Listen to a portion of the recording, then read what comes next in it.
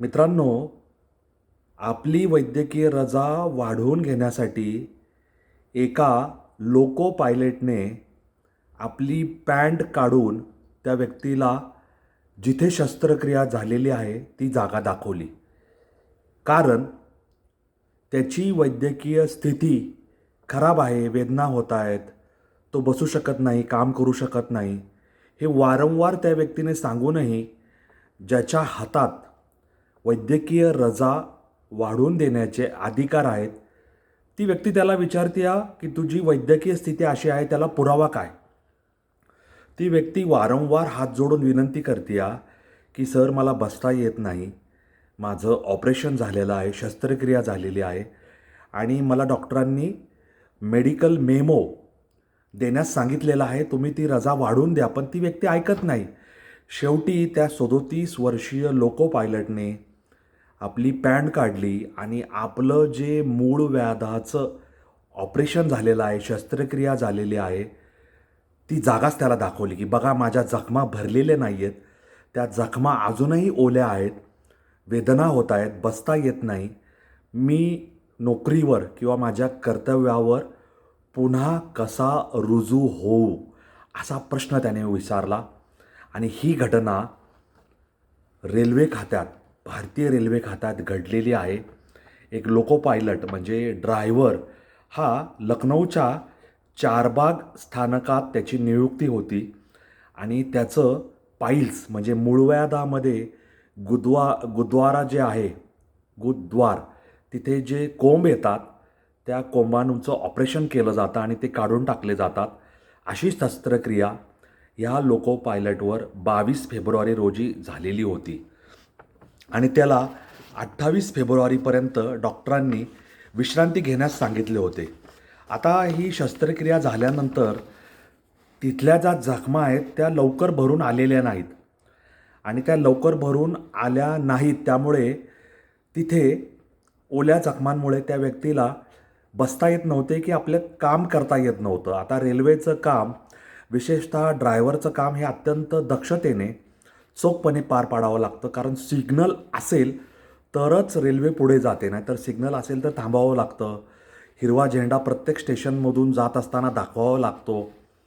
स्टेशनला कुठे गाडी थांबायची, कुठल्या प्लॅटफॉर्मवर तिला दिशा देण्यात आलेली आहे, हे सगळं लक्षात घेऊन विशिष्ट जागेच्या आतच इंजिन थांबवावं लागतं. हे सगळं काम अत्यंत चोखपणे करावं लागतं, कारण रेल्वेतील हजारो लोकांचा जीव त्याच्या हातात असतो. आणि ती व्यक्ती परोपरीने सांगते समजून की माझी अवस्था नीट नाही आहे, माझी अवस्था कठीण आहे, मला वेदना होत आहेत, माझ्या जखमा अजून कोरड्या झालेल्या नाही, धपली धरलेली नाही, त्यामुळे मला एक्सटेन्शनचा मेमो द्या, सिक मेमो द्या, असं ती वारंवार सांगते. परंतु हे ड्रायव्हरने सांगूनही ज्या व्यक्तीवर ही वैद्यकीय रजा वाढवून देण्याचे अधिकार आहेत ती ऐकायलाच तयार नाही आणि ती मॅन्डेटरी सिक मेमो वाढवून देण्यासाठी तयार नाही. आणि ती त्याला वारंवार सांगते, नाही नाही, तुम्हाला वैद्यकीय रजा वाढून मिळणार नाही, तुम्ही ड्युटीवर जॉईन व्हा. ती मेडिकल म्हणजे त्याची वैद्यकीय जी गंभीर परिस्थिती ती समजून घ्यायलाच तयार नाही.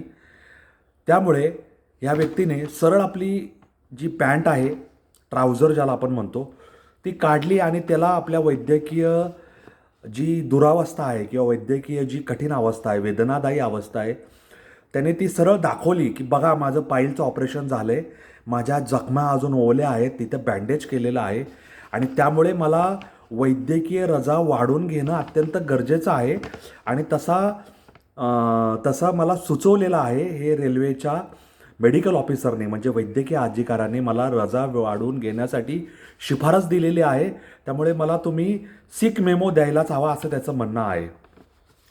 आता ह्या सगळ्या घटनाक्रमामध्ये काय झालं, त्या व्यक्तीने त्या वरिष्ठ अधिकाऱ्यासमोर आपली पॅन्ट काढली, त्याला अवस्था दाखवली आणि ही सगळी घटना मोबाईलच्या कॅमेरामध्ये शूट झाली आणि त्यामुळे ह्या लोको पायलटला त्याचं सस्पेन्शन करण्यात आलं, त्याला निलंबित करण्यात आलं. पुन्हा सेवेत लगेच घेतलं, पण त्याच्या सर्व्हिस बुकवर हा शेरा नमूद झाला आणि याच्यामुळे रेल्वेची जी संघटना आहे त्यांनी अत्यंत तीव्र प्रतिक्रिया नोंदवली की हे अत्यंत दुर्दैवी आहे आणि आमच्या लोको पायलटला तुम्ही त्रास दिला, त्याची वैद्यकीय स्थिती खराब असताना सुद्धा त्याची वैद्यकीय रजा वाढवून दिली नाही. रेल्वेच्या मेडिकल ऑफिसरने त्याला शिफारस दिली की तुझ्या जखमा अजून भरलेल्या नाही आहेत, 6 दिवसात त्या भरल्या नाहीत, 22 ते 28 फेब्रुवारी 2026 तुला आणखी काही रजा वाढवून घेणं गरजेचं आहे, मी शिफारस करतो. तरीही त्या वरिष्ठ अधिकाऱ्याने ऐकलं नाही.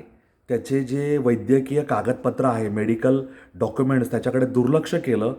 सिक मेमो त्याला दिला नाही आणि त्याच्या वारंवार विनंतीकडे दुर्लक्ष केलं आणि त्याला वैद्यकीय पुरावा मागितला. म्हणून त्याने आपली पॅन्ट काढून आपल्या मूळ व्याधाच्या ऑपरेशनच्या शस्त्रक्रियेच्या जखमा ज्याला बँडेज केले ते दाखवलं. आणि त्या व्यक्तीचं हे म्हणणं आहे को पायलटचं की मी वारंवार विनंती करूनही त्यांनी ऐकलं नाही, त्यामुळे मी डेस्परेट झालो, मी अगतिक झालो आणि त्यामुळे मी माझं ट्राउझर काढली आणि त्याला दाखवली की माझ्या ज्या सर्जिकल वूंड आहेत म्हणजे सर्जिकल म्हणजे ऑपरेशन शस्त्रक्रियेच्या ज्या जखमा आहेत त्याचं बँडेजच त्याला दाखवलं की ही जी बाब आहे की किती गंभीर आहे हे त्या वरिष्ठ अधिकाऱ्याच्या लक्षात यावं की माझी अवस्था किती दयनीय आहे किंवा वैद्यकीयदृष्ट्या मी अनफिट आहे. आणि हे सगळं समाज माध्यमांमधून सगळं हे झालेलं आहे प्रसारित, त्यामुळे हे सगळ्या घटना तुम्हालाही माहिती व्हावा म्हणून हा व्हिडिओ तयार केलेला आहे.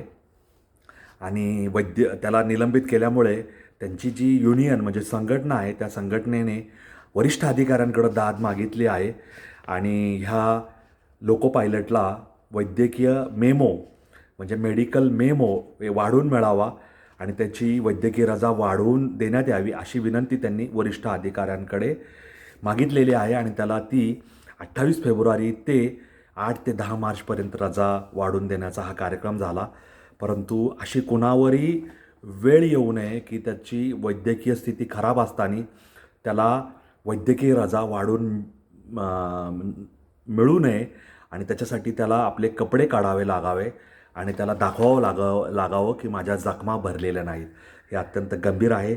माणूसच माणसाच्या अवस्थेकडे माणुसकीच्या दृष्टीने पाहत नाही आणि तो पुरावे मागतो की तू आजारी आहे, तू जखमी आहेस, तुझ्या जखमा अजून ओल्या आहेत, तुला वेदना होत आहेत, ह्याचा पुरावा दाखव. वैद्यकीय अधिकारी लिहून देतो आहे की ह्याची अवस्था गंभीर आहे, ह्याची रजा वाढवा, परंतु त्याच्याकडे दुर्लक्ष केलं जातं. अशी ही प्रकरणं वेगळ्या वाटेवरची असतात. म्हणून वेगळ्या वाटेवरचे व्हिडिओ रील मी तयार करतो. तुम्ही ते लाईक शेअर सबस्क्राईब करा.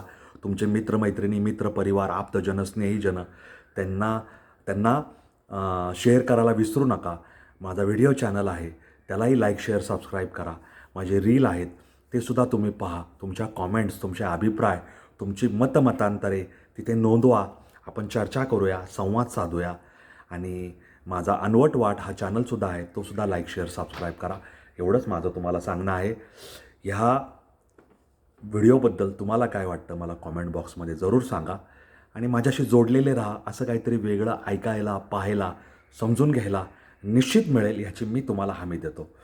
या नोटवर तुम्हाला सगळ्यांची रजा घेतो. धन्यवाद. जय हिंद, जय महाराष्ट्र, वंदे मातरम, जय श्रीराम, जय जगन्नाथ, जय सनातन. धन्यवाद.